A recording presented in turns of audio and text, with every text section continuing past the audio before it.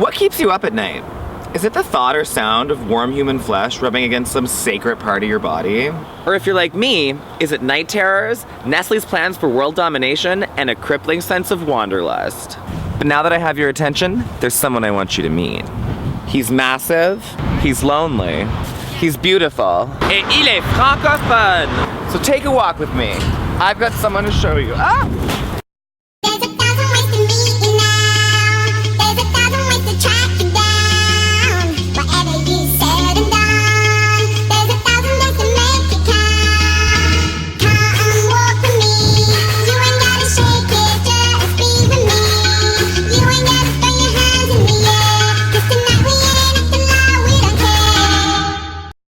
Hey guys, I'm Alex Oliver, and I'm here to talk to you about the most defining landmark on this great island of Montreal, other than the so-called mountain we named the city after.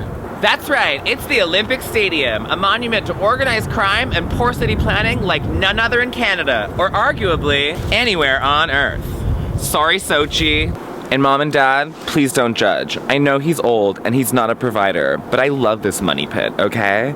He's like a futurist swan, a giant spaceship that came down for first contact in the middle of Hochelaga and was totally forgotten about. Some have even gone so far as to refer to him as a giant toilet, which we do not appreciate.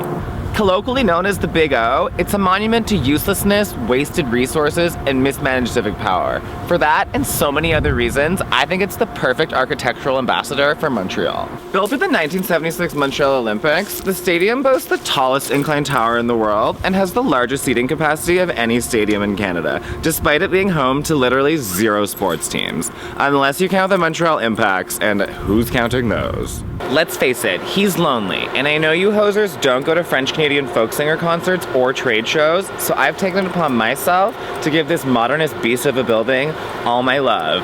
Ariana Grande, Hunger Games soundtrack.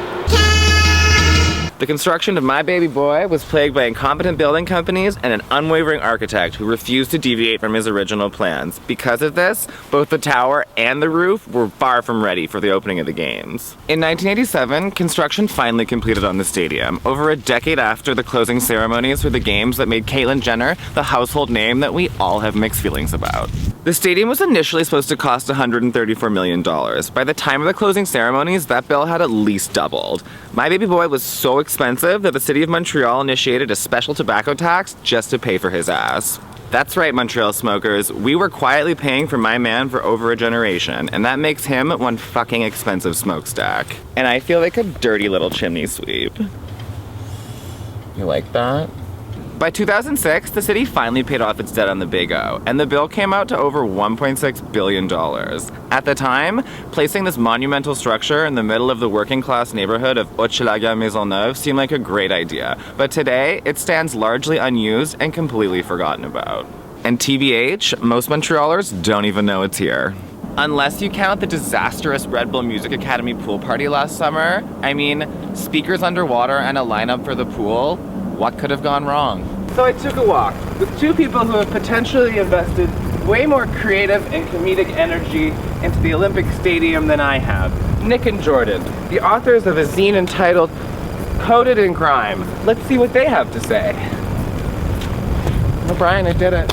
So what gave you guys the idea for the project? We read the Wikipedia page. It's some extensive journalism. It's such a problematic building. I want to fix problematic men. I've learned at the age of 26 that I can't. Do you think the absurdity of the design justifies the absurdity of the cost? No. Do you think the building being unfinished at the time of the games tarnished Montreal's global reputation? Of course it tarnished the reputation. Everything Montreal does tarnishes its reputation. Except Poutine and Celine Dion. You're considering turning this into a ski jump. No, in fact, no one has ever been injured by the falling concrete slabs. I feel like the city's burned down a few times. 375th anniversary. The complex is cursed. I don't personally believe in magic. Some people in the Mile End do. I am from Vancouver. Oh no. How can you not identify with this building?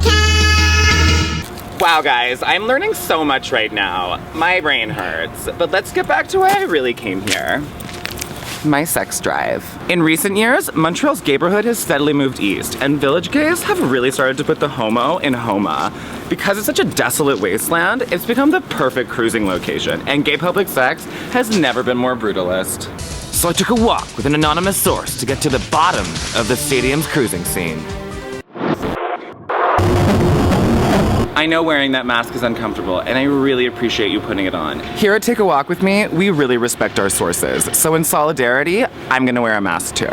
So are there like a lot of men? Is it like busy? A handful at peak hours and a few handfuls, wait, fuck. On a sliding scale of poppers, going from Jungle Juice to Gold Rush, how would you rate this as a cruising spot? Golden jungle. I don't need poppers to be too intense, or else I disassociate too much. Where's your favorite place to get your Big O? I would say the park or the gym, but it can happen in the washrooms. I went to this one washroom in the Concordia Faubourg for years before I realized it was a cruising location. I just thought everybody thought I was really creepy. I've seen a lot of police outside of PX Metro, but like, have they ever patrolled cruising areas, or do they like not even care? It happens very rarely, and if you do see them, run. I am an Olympian at heart.